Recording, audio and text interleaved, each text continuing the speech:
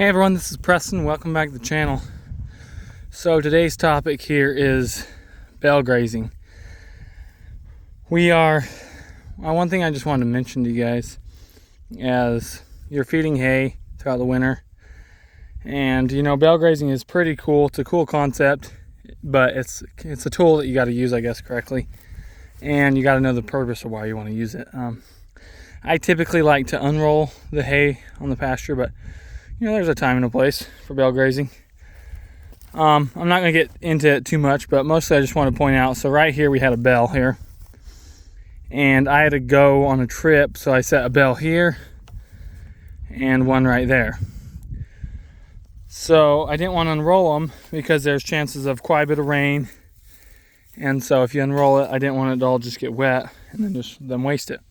So I left it in a bale. And then obviously we went on a trip, and I come back, and obviously they have both these bales eaten down, but there's quite a bit of leftover hay kind of in a pile.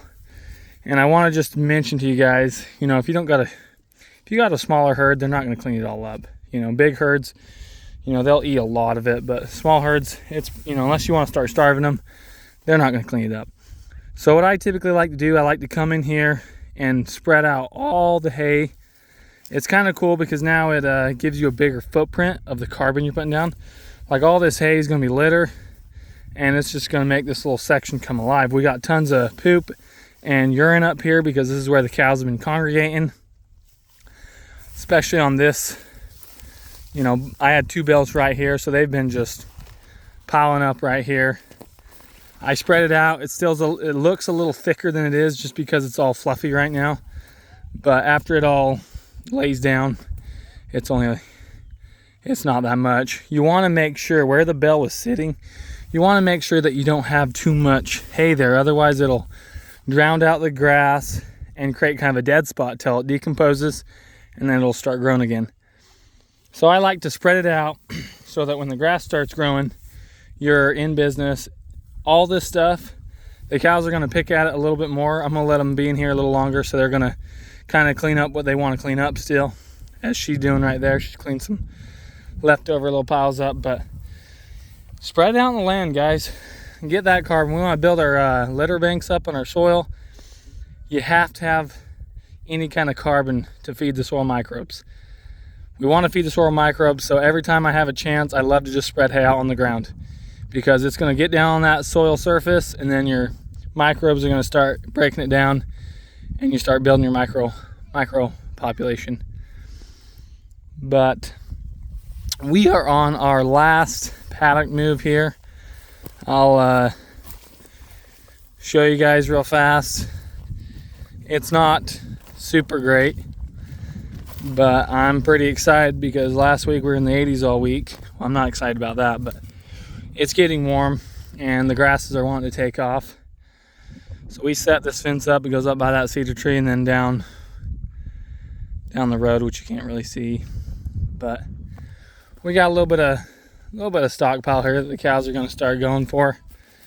It's nice to have a little bit of dead with the greenery so that they can balance their diet.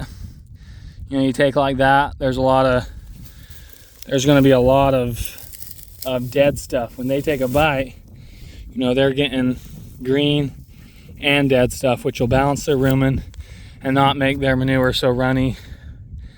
And ultimately, you know, when their manure is runny, it means that they got too much protein and it's just running through them. So you're trying to capitalize on that. You don't want so much protein that they're not being able to use it to put on weight.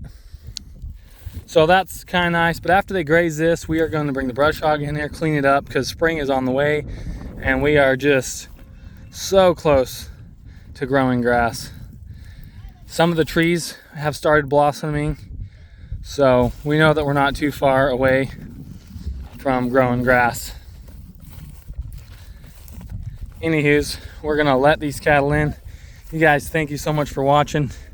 Our next videos, we got a bunch of these cows that look like they're gonna start calving on us. We are actually, gonna be due to calving in April.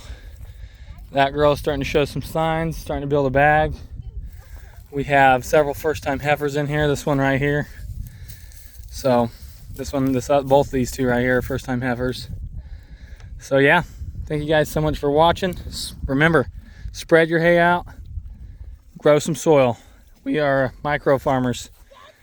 Over and out. See you guys on the next video.